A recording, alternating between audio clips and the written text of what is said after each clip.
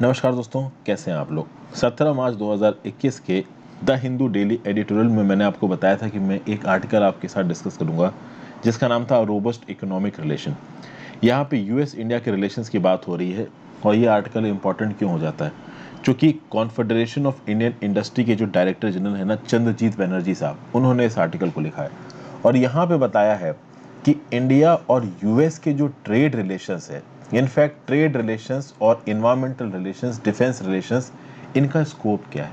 Basically ये बताने की कोशिश कर रहे हैं कि जो नया यूएस एडमिनिस्ट्रेशन आया है और जो इनकम्बेंट इंडिया का एडमिनिस्ट्रेशन है, इन दोनों के बीच में आप कह सकते हो कि क्या क्या पॉसिबिलिटीज आगे आने वाले समय में बन सकती हैं। ऑब्वियस सी बात है, उसके लिए पुरानी जो स्ट्रेटेजिक पार्टनरशिप रही है इंडिया यूएसए की, उसका बेस है। यहाँ पे क्या पोटेंशियल है ट्रेड का, और इस पोटेंशियल को बढ़ाने के लिए 7 एरियाज ऑफ कोलैबोरेशन को यहाँ पे आइडेंटिफाई किया चंद्रजीत बनर्जी साहब को। इन 7 एरियाज ऑफ कोलैबोरेशन को मैं आपके साथ डिस्कस करूंगा। अब आप बोलोगे इसका इंपॉर्टेंस ये है दोस्तों कि जेएस पेपर 2 इंटरनेशनल रिलेशंस में ऑब्वियस सी बात है ये पर्टिकुलर न्यूज़ आपको काम आएगी। तो जीएस पेपर 2 में भी आपको काम आएगी, किसी ऐसे में आप इंफॉर्मेशन कोड कर सकते हो और आपकी जनरल नॉलेज के लिए तो देखिए इंपॉर्टेंट है ही। बात की जाए तो भाई देखिए, नया यूएस एडमिनिस्ट्रेशन आ गया और जो बाइडेन बिल्कुल यूएसए की जो पार्टनरशिप है, खासकर स्ट्रेटेजिक इकोनॉमिक पार्टनरशिप है, इंडिया के साथ बढ़ाने की कोशिश करेंगे। जीडीपी के टर्म्स में, एम्प्लॉयमेंट के टर्म्स में, प्रोडक्टिविटी के टर्म्स में इंडिया और यूएस की इकोनॉमी एक दूसरे को कॉम्प्लीमेंट करती है। ये कैसे कॉम्प्लीमेंट करती है, इसके लिए जो 7 एरियाज ऑफ कोलैबोरेशन देखेंगे, उससे पहले हम देखते हैं कि इंडिया और यूएस की जो बायलैटरल ट्रेड है उसका पोटेंशियल क्या है। पोटेंशियल बताया जा रहा है $500 बिलियन। अभी के लिए देखा जाए तो अगर हम लोग कॉम्प्रिहेंसिव सेट ऑफ एक्शंस लें तो जो बायलैटरल ट्रेड है गुड्स और सर्विसेज का इंडिया और यूएस के बीच में, वो $500 बिलियन तक सालाना पहुंच सकता है। 2019 में ट्रेड कितना था? $146 बिलियन। और पिछले 5 सालों से, यानी 2014 से लेकर 2019 तक, हर साल कंपाउंडेड एनुअल ग्रोथ रेट 7.7% पे बढ़ रहा था। तो ये पहुंच गया $146 बिलियन पे। अभी $146 बिलियन से अगर $500 बिलियन पहुंचना है और 7.7% पे अगर आप बढ़ते हो तो कब तक पहुंचोगे? तो आप पहुंचोगे 2036 में। तो भाई अगर आप 2019 से 2036 कैलकुलेट करो तो 17 साल हो जाते हैं। 17वें साल में आप 7.7% की ग्रोथ रेट पे $500 बिलियन में एंट्री मार जाओगे। लेकिन अब देखिए, हर साल हो सकता है 7.7% की ग्रोथ ना हो, तो ये इंश्योर करने के लिए कि हम $146 बिलियन के बायलैटरल ट्रेड से $500 बिलियन पे पहुंच जाएं, अगर हम कंपाउंडेड एनुअल ग्रोथ रेट 11.9% या लगभग 12% का मेंटेन कर पाएं तो बहुत अच्छा होगा। और ऐसा बोला जा रहा है कि सालाना इंडिया और यूएस के बायलैटरल ट्रेड को 12% से बढ़ाया जा सकता है अगर राइट पॉलिसी एक्शंस हो। चूंकि की एरियाज ऑफ कोलैबोरेशन यहाँ पे बहुत सारे हैं। ये 7 की एरियाज ऑफ कोलैबोरेशन कौन है, इनको हम लोग एक एक करके देखेंगे। मैं जल्दी इस वीडियो खत्म करूंगा। मेरा इस वीडियो को टेकअप करने का जो ऑब्जेक्टिव है वो यही है कि मैं आपको कुछ कंक्रीट पॉइंट्स बता पाऊँ इंडिया और यूएस के रिलेशंस को लेकर 2021 में, ताकि मेंस और ऐसे के पेपर में या किसी भी और सब्जेक्टिव पेपर में आप कोट कर सको। ये काफ़ी रेलिवेंट है न्यूज़, यहाँ पे इंटरनेशनल रिलेशन जीएस पेपर 2 में भी काम आएगी। आगे बढ़ने से पहले वीडियो पे लाइक का बटन, अगर अब तक आपने इस चैनल को शेयर नहीं किया, इस वीडियो को शेयर नहीं किया, इस चैनल को सब्सक्राइब नहीं किया, बिल्कुल कर दीजिए। ज़्यादा से ज़्यादा लोगों के साथ आप इस चैनल को शेयर कर सकते हो। आप word of the mouth marketing कर सकते हो। जो भी मेरे स्टूडेंट्स हैं जिनको मेरी पढ़ाई हुई चीज़ों से फ़ायदा होता है, उनसे मेरी हमेशा ये रिक्वेस्ट रहती है कि ज़्यादा से ज़्यादा लोगों को, जिनके लिए वीडियोस रेलेवेंट है, ऑब्वियस सी बात है जिनके लिए वीडियोस रेलेवेंट नहीं है वो नहीं देखेंगे। हो सकता है आप कहने पर सब्सक्राइब कर दे फिर अनसब्सक्राइब करके चले जाएंगे, लेकिन जो पढ़ने वाले लोग हैं आपके सर्कल में वो ज़रूर देखेंगे। तो उनको आप ज़रूर बताओ इस वीडियोज़ के बारे में। ज्वाइन बटन दबा के हेल्प कर सकते हैं। इंस्टाग्राम पर फॉलो कर लीजिए, टेलीग्राम ग्रुप ज्वाइन कर लीजिए इस पर्टिकुलर लेक्चर की पीडीएफ के लिए। तो पहला इलाका, first field of collaboration between India और यूएस, क्या बताया जा रहा है? Collaborative response to pandemic would contribute to global containment of the virus. यानी यहाँ पे इंडिया और यूएस एक दूसरे के साथ मिलकर कोविड-19 के वायरस को फैलने से रोकने के लिए भाई पार्टनरशिप्स कर सकते हैं। इसके लिए ऑलरेडी बिजनेस पार्टनरशिप्स हो रही है। वैक्सीन की सप्लाई चेन इंडिया में बनाई जा रही है for shipping, distribution and last mile connectivity of covid vaccine. Recently quad का जो वर्चुअल समिट हुआ था, वहाँ पे जो बाइडेन ने बोला भी था कि यूएस वैक्सीन्स को इंडिया में बनाया जाएगा जापानीज फंडिंग और ऑस्ट्रेलियन लॉजिस्टिक्स का इस्तेमाल करके। अगर आप रेगुलरली मेरे करंट अफेयर्स देख रहे हैं तो आपने ये चीज़ सुनी होगी। इंडिया आगे आने वाले समय में ग्लोबल वैक्सीन डिस्ट्रीब्यूशन का हब बनने वाला है। ऑब्वियस सी बात है, ज़रूरी ये है कि इस प्रकार की वैक्सीन और दूसरे फार्मास्यूटिकल प्रोडक्ट्स की इंडिया में मैन्युफैक्चरिंग के लिए इंडिया का इंटेलेक्चुअल प्रॉपर्टी राइट का रिजीम है, उसमें यूएस को कॉन्फिडेंस दिखाना पड़ेगा। यूएस इंडिया हेल्थ डायलॉग को यहाँ पे रिवाइव करना पड़ेगा और जो हेल्थ केयर एक्सचेंजेस हैं यूएस और इंडिया के बीच में वो बढ़ने चाहिए। एक स्टैंडर्डाइज्ड प्रोसेस होना चाहिए अप्रूवल का, जिसको यूएस भी उतना ही रिकॉग्नाइज करता हो। ये तो हो गई पहली चीज। दूसरी बात कर लेते हैं, मैक्रो ट्रेड आर्किटेक्चर। क्या बोला जा रहा है? Macro trade architecture can be strengthened with a broad trade agreement. कुल मिला के यहाँ पे बात की जा रही है कि यूएस और इंडिया आपस में एक फ्री ट्रेड एग्रीमेंट को साइन कर सकते हैं। हालांकि इंडिया के अपने इश्यूज हैं, यूएस के अपने इश्यूज हैं। अब यूएस बहुत लंबे समय से बोल रहा है कि इंडिया में हमारे एग्रीकल्चर प्रोडक्ट्स को आप इंपोर्ट होने दो, इंडिया साफ साफ मना कर देता है। इंडिया बोलता है कि भाई यूएस के एग्रीकल्चर प्रोडक्ट्स इंडिया में आ जाते हैं तो भाई हमारे फार्मर्स तो आज अगर 3 फार्मर सुसाइड कर रहे हैं तो उस दिन 10 करने लगेंगे। तो इस प्रकार के बहुत सारे इश्यूज हैं, ये मैंने बस आपको एक एग्जांपल दिया है।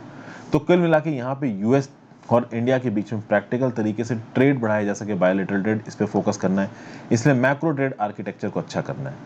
उसके लिए the US India trade policy forum की मीटिंग्स को रिवाइव किया जा सकता है। फिर क्रॉस सेक्टर ट्रैक 2 ग्रुप बनाया जा सकता है जो कि मार्केट एक्सेस पे कन्वर्जेंस के इश्यूज को देखेगा। जनरलाइज सिस्टम ऑफ प्रेफरेंसेस को रिवाइव किया जा सकता है।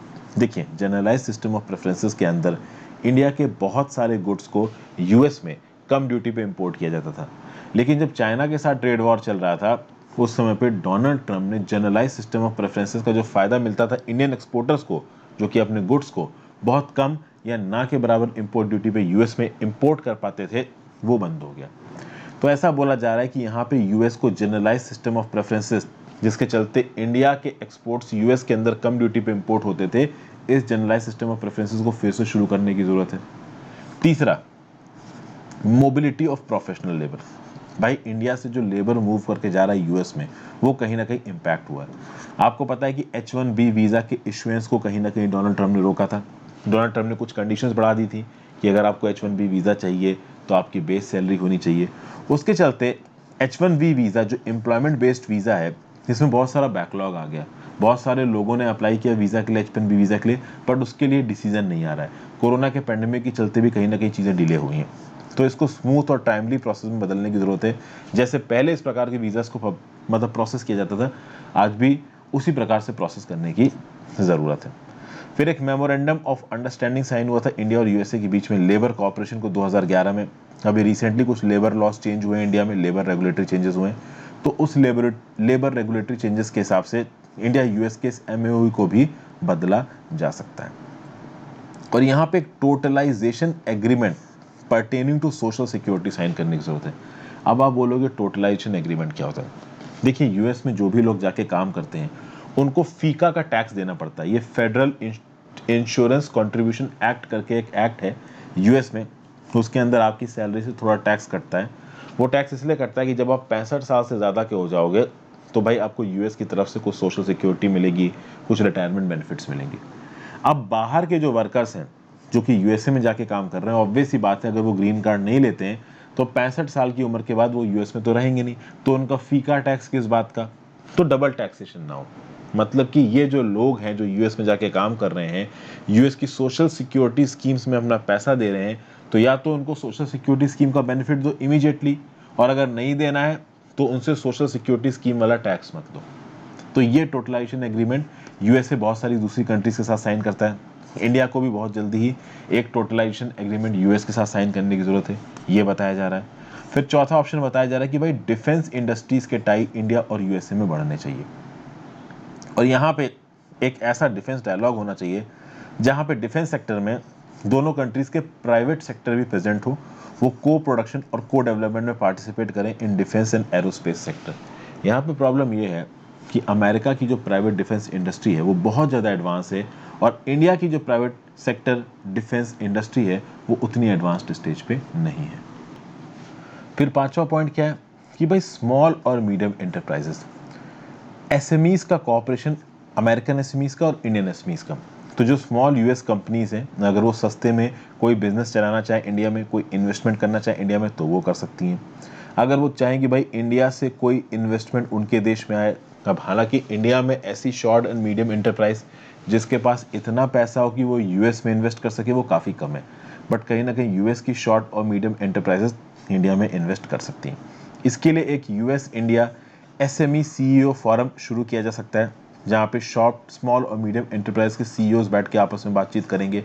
तो ये पार्टनरशिप भी इंडिया और यूएस के रिलेशंस को आगे लेके जा सकती है। फिर छठा है यहाँ पे क्लीन एनर्जी और क्लाइमेट चेंज। क्लीन एनर्जी और क्लाइमेट चेंज में कहीं ना कहीं जो बाइडेन ने इंटरेस्ट दिखाया, तो आप कह सकते हो कि यूएस एडमिनिस्ट्रेशन ने इंटरेस्ट दिखाया। यहाँ पे आप कह सकते हो कि US India strategic energy partnership, इसमें क्या बोला जा रहा है, ज्वाइंट इन्वेस्टमेंट किए जाएंगे इंडस्ट्रियल डिकार्बोनाइजेशन में, carbon dioxide removal, green hydrogen, इसमें इंडिया ने भी रैपिड स्ट्राइड्स की है। रिसेंटली पिछले कुछ सालों में आप देखोगे तो इंडिया का solar energy production, wind energy production काफ़ी बड़ा है। आगे आने वाले समय में हमने जो अपने इंटेंडेड नेशनली डिटरमिन्ड कंट्रीब्यूशन दिए हैं पेरिस क्लाइमेट चेंज एग्रीमेंट में, वो काफ़ी आप कह सकते हो एम्बिशियस है। तो यहाँ पे ज़रूरी ये है कि यूएस इंडिया को technological support they. At the same time India में जो सोलर पैनल्स और दूसरे रेन्यूएबल एनर्जी से रिलेटेड इक्विपमेंट्स बनाए जा रहे हैं उनको अमेरिका में एक्सपोर्ट किया जाए।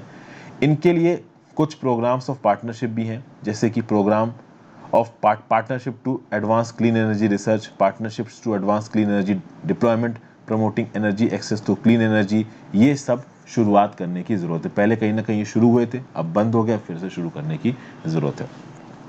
डोनाल्ड ट्रंप के समय पे एनर्जी, क्लाइमेट चेंज से रिलेटेड जितने भी सारे इनिशिएटिव्स थे सब बंद हो गए थे, अब उनको कहीं ना कहीं शुरू करने की ज़रूरत है। तो US India strategic energy partnership याद रखिएगा, ठीक है। आगे बात करते हैं भाई, डिजिटल इकोनॉमी दुनिया भर में बढ़ रही है। अमेरिका डिजिटली बहुत एडवांस नेशन है, इंडिया इसमें आगे बढ़ने की कोशिश कर रहा है। जब डिजिटल इकोनॉमी की बात होती है तो इंडिया और यूएस के बीच में रिलेशनशिप का स्कोप है रोबोटिक्स में, स्पेस में, आर्टिफिशियल इंटेलिजेंस में, इलेक्ट्रिक व्हीकल्स में। इसके लिए इंडिया को अपने इंटेलेक्चुअल प्रॉपर्टी डिजाइन के इम्प्रूवमेंट्स करने पड़ेंगे, कहीं ना कहीं कर रहा है इंडिया। और at the same time India को यूएस ट्रेड रिप्रेजेंटेटिव की आईपीआर प्रायोरिटी वॉच लिस्ट से यूएस को निकालना पड़ेगा। मतलब यूएस को कहीं ना कहीं इंडिया में भरोसा दिखाना पड़ेगा। इस प्रकार से इंडिया के ऊपर डाउट करके आईपीआर की मॉनिटरिंग लिस्ट पे इंडिया को डाल के चीज़ें ठीक होने वाली नहीं है। तो 7 चीज़ें, एक डिजिटल इकोनॉमी की बात की, एक क्लाइमेट चेंज क्लीन एनर्जी की बात की, एक स्मॉल और मीडियम एंटरप्राइज की बात की, एक डिफेंस इंडस्ट्री स्ट्राइक की बात की, एक प्रोफेशनल लेबर की बात की, जो भाई लोग हमारे दूसरे अमेरिका देश में जाके काम करते हैं। दूसरा मैक्रो ट्रेड आर्किटेक्चर, जिसमें एक फ्री ट्रेड एग्रीमेंट की बात की जा रही है इंडिया और यूएसए के बीच में। और पैंडेमिक रिस्पॉन्स, कोरोना वायरस के प्रति जो रिस्पॉन्स है। इन 7 फील्डों में जो स्कोप है यूएस और इंडिया की पार्टनरशिप का, ये बहुत ज़्यादा है। इसको करने से $146 बिलियन की जो पार्टनरशिप है 2019 में ट्रेड की इंडिया यूएस की, वो $500 बिलियन तक पहुंच सकती है, काफ़ी जल्दी पहुंच सकती है। लेकिन यहाँ पे पॉलिटिकल लीडरशिप, कॉरपोरेट लीडरशिप और कहीं ना कहीं एक दूसरे के साथ सामने कॉम्प्रोमाइज़ के पोस्चर को दोनों कंट्रीज़ को डिस्प्ले करना पड़ेगा। तो ये थी आज की न्यूज़। आई होप आपको पसंद आई होगी दोस्तों। अपने व्यू पॉइंट नीचे कमेंट बॉक्स में ज़रूर दीजिएगा। जीएस मेंस के पर्सपेक्टिव से इंपॉर्टेंट है। Have a great day, good bye.